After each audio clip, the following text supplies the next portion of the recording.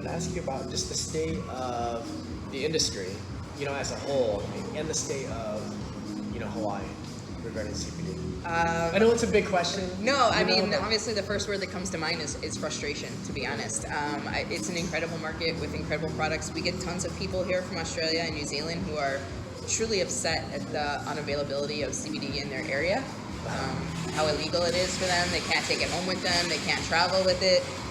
And these are people that come in with some pretty serious conditions and knowing people with serious conditions that really want to try something else and they can't.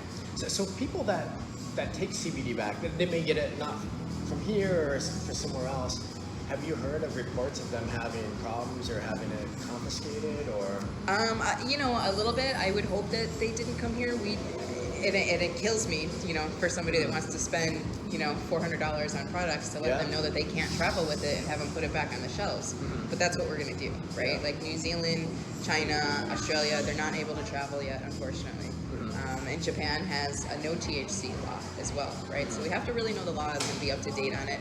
And the more that people get stopped on planes and things like that, it's only going to hurt the ultimate reputation of the business, right? So the more that we try and take shortcuts and get around the legal laws rather than changing the laws, the more it hurts the reputation of the products, right? Grandma's like arrested in Disneyland, and now every person is like, oh my God. Look, everybody has a grandma out there, right? And it's like, can you imagine your grandma? Bullies, man, and grandma should be able to have her CBD, I mean, come on. For me, if grandma wants to smoke a joint, grandma should be able to smoke a joint, let alone gummy bears or tinctures for her arthritis, that's ridiculous. So we don't want to, we're not trying to wave any red flags. We're very careful about the laws. We don't adulterate products here in Hawaii. We don't make false claims, saying that it's going to cure. We don't say things like that or things that require a doctor's diagnosis. And we make sure that all of our things have lab results readily available, right? Which is really important. And I don't know if you guys can see, but I mean, this is a beautiful store back here. You can see everything. So if you're in Hawaii, come down and check it out for sure. I did want to talk about just generally your thoughts on just CBD products just exploding in Waikiki. You can go down to all the ABC stores. I see all the gummies down there. I see everything else. There's also, I think, a couple more companies kind of opening up different stores in Wailai, I think, in Honolulu. What's your feel? What's your take on that? I support regulation of products when it comes to CBD and THC. I think that we've seen through California and Colorado how it's gotten a little wild west about the regulation of products, and I don't think that when people are smoking, eating, and ingesting things that it should be something that anybody can make and sell from their garage. I believe that there should be a rigorous requirements for businesses to go through if they're going to be selling products like that, right? It needs to be tested. It needs to be third-party tested at that. And there was just recently a crackdown on the Hawaii shelves of people saying that things were in their products that weren't. That's lying. Yeah, I saw that on the news. That's lying, that was kind of That's crazy. Not cool. Yeah, it's like, it's not good business.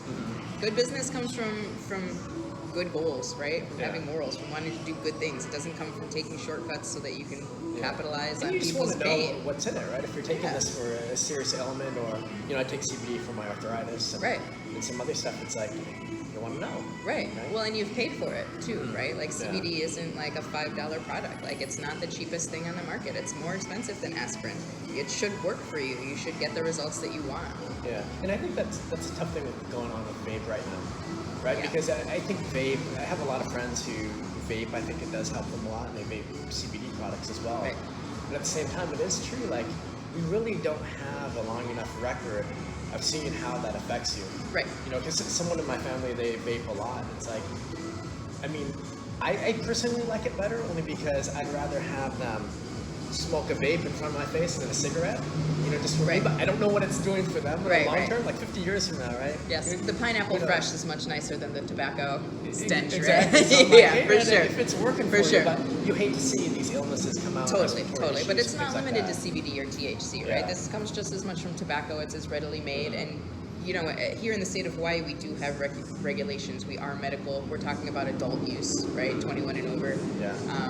When I see these kids that are like 18 years old and they have these big metal boxes and this cloud of smoke that looks like a small fire just escaped their face, I mean, how is that not alarming, right? Yeah. I mean, it's like a mist. You're putting that much liquid into your lungs. Think about that. Like, Yeah. to me, that sounds like you're just pushing for a pneumonia. Yeah. You know? Well, Like, it's kind of interesting because, we're getting solar done on our house right now, and the guys that were working, like, I think that they're young, but maybe they're in their, like, late 20s or young guys who can move around and stuff. But we were talking about vaping, and one of them was smoking a cigarette. And they're just like, those guys are only doing it because they think that it's cool. Because I was talking about, oh my gosh, I see these huge plumes of smoke, and I was like, why do people do that? Or they really like the benefits? So I was thinking, wait, isn't the goal to like blow out less smoke? Because then you're getting actually more in your lungs. And they're like, yeah, but these young people, they're not doing it for that reason. Let's get that clear. They like to make which I the thought was clown. kind of like yeah. interesting insight. Right. Right. You know, well, and let's be careful about what we're smoking in there, right? Like, that's a new process as it is, so vaping is going to be a whole new science. But having regulations, having the lab testing, Hawaii is seed to sale, so when you're getting cartridges here through us in the CBD or the THC side, I mean, that regulation is night and day. You don't have to pull products when you only use regulated, well-for-you wellness products.